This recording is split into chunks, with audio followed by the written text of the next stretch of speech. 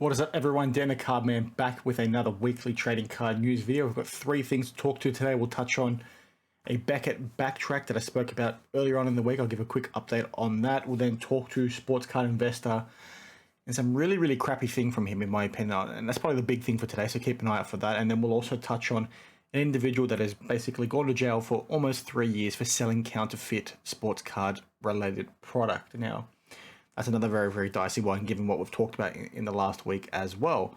Now, the first thing I want to touch on is the Beckett update. So I'll quickly go through this because I spoke about it in my video, 2 days ago, where essentially Beckett announced that they'd be removing, the auto grade off their slabs if the card graded auto less than 10. So basically, if it had an auto of a 9, as an example, or below, they'd no longer put that on the slab. They got a lot of heat from that pretty much as soon as they announced it, and they've since backtracked and removed it completely, as an offering.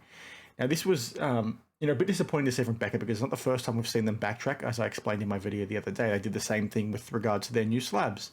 They announced new slabs, put banners up at all these card shows, and then copped so much hate, and all of a sudden said, no, that was just, just for marketing purposes. It's like, okay, guys, we can very clearly tell that you're lying. But this is just another example of BGS not knowing what they're doing, in my opinion. Like, the fact that they're making these kinds of errors. In the video that I explained the other day, so please check it out, I talked through how it's very reminiscent of the mistakes that HGA made when they started, right? You had Tyler, the CEO, implementing something and then backtracking immediately, implementing something, backtracking immediately. Like, that was very amateur. The fact you're seeing that from a pillar of the hobby in what BGS, they are, one of the pillars of this hobby, whether you like it or not. The fact that they're making these kinds of errors is ridiculous. And some of you might say, okay, Daniel, what's wrong with, their approach? I think the reason why most collectors didn't like it was because, they're paying to have a card, an auto, get graded, right? They're paying for that auto grade.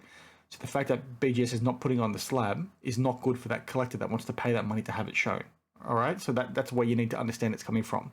On the counterpoint, you might say, okay, why did they try and do this in the first place? Well, they want to try and save as much money as possible. So they want to reduce costs, but not having to print the little label and the smaller label for the card details and put that in the slab, right? It's an additional step for them that they have to do. Them cutting that out saves them a bit of money. I think it's just a really shit thing, and it just speaks to, again, how out of touch Beckett is with collectors at the moment. And what is most shocking about this is that, we've had the biggest boom in the sports card industry, in the last 2 years, right? It's almost once in a generation, this boom that we've had. They've lost ground during this boom. How bad of a business do you actually need to be to lose money, or to lose faith from customers, I should say, when the market is booming? It is so idiotic on their part. They've completely fumbled this. This might be something that could be the start of them not being able to financially recover, right? In the sense that, in 10 years' time, instead of looking at Beckett as being number 2 to PSA, or, on par with PSA like they have been in the past, you might see SGC overtake them. You might see CSG overtake them. It's just a really crappy situation for them, and they really should have done better. Now, I know I said at the start I'd talk to Sports Card Investor next, but I want to quickly talk to this instance with regards to this individual that, is getting 30 months jail for selling counterfeit sports card packs. Now, essentially what happened was this individual had a bunch of vintage wax, and you've probably seen people talk about this by now, but to give you some context, he had some vintage baseball packs, sold them to a couple, I think it was, for about $44,000 USD. You can see the exact amount there. And some of you might say, okay, well, what's wrong with that? Well, essentially what this individual did was he had these packs, opened them, took the good cards out, resealed them, and then sold them to these individuals. Now, what's really interesting with this is that this couple, after a while, because they realized firstly the packs were so cheap, that's why they bought them. After a while, they realized, something fishy was going on here. I think they tried to get the packs authenticated by BBCE, who turned out and said, no, they're tampered with. That's how this person ended up getting charged by the feds, and now is basically in jail for 30 months. And some of you might say, well, when we're talking about this baseball card exchange stuff in the past, when we're talking about this backyard breaks rumors recently, or these accusations, I should say, towards that Panini process, some of you were saying, well, like, what's going to happen if that's proven? Well, this is what would happen if it's proven, right? Because it's fraud, okay? The same instance over there. It just shows that the feds do care about this sort of stuff, as they rightfully should, because you've got people out there that are scamming people out of substantial and significant amounts of money. This is completely unacceptable. I'm very glad this person was caught. Again, like I've said many times in the past, who knows what else is out there with regards to other scammers like this in place.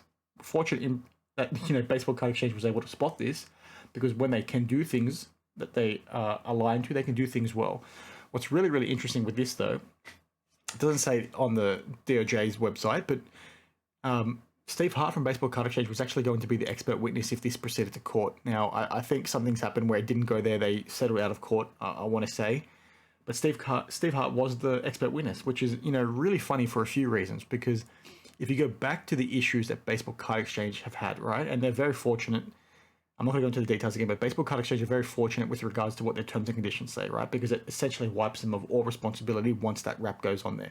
You're not actually getting any value for having that wrap, technically, if you look at their terms and conditions. But what's interesting with that is Steve Hart's an expert witness here, all right? He's coming in and saying these packs are tampered with, so on and so forth. What would be really interesting to see what would happen if something like he authenticated, went through a process like this. Because he's an expert witness and there's lots of questions over his process. I think he needs to make it a bit more robust, like I've explained in the past. There's lots of things he could do to strengthen his process, strengthen his authentication process, make it so that people like me don't raise questions about it. People like Sports Card Radio don't raise questions about it, so we don't see instances like what we saw out at Whatnot and some of these other instances in the past as well. Sort of like a watch your space kind of thing, because I think he does need to do a little bit more work with his process, but it's good to see that he helped out the hobby in this instance, because like I've said in the past, I give Steve some crap sometimes. He was the one that spotted this. So good on him, and good on him for, getting these people their money back, and good on him for putting a scammer behind bars.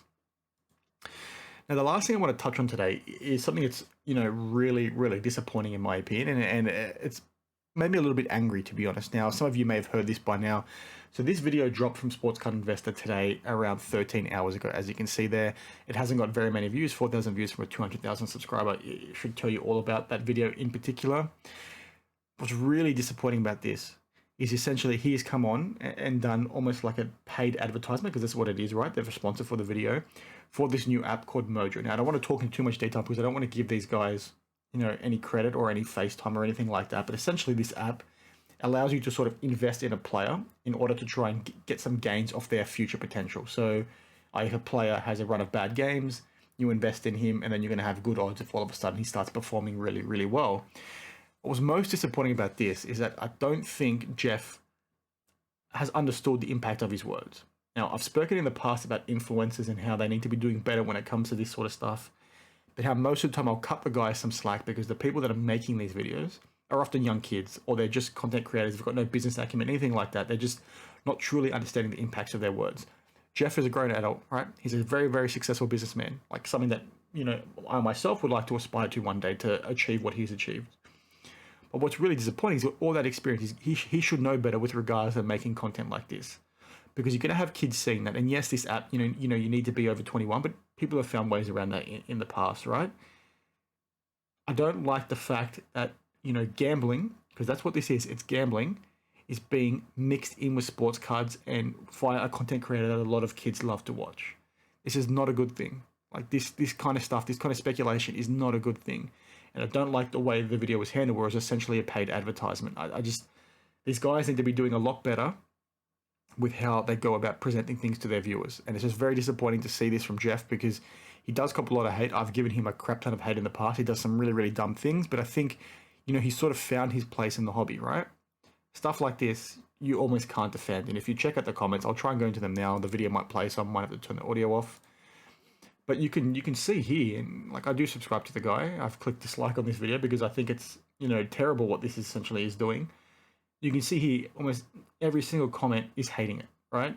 Like it's this stuff is borderline disgusting with the amount of kids that can be watching this sort of stuff and getting sucked into gambling, right? They already have a big enough problem with kids being taken advantage of by sports card breakers, by kids being taken advantage of through microtransactions in video games and things like that. And some of you might say, Daniel, why do you care? It's only our responsibility to look out for these people. Well, in my opinion, I think it is.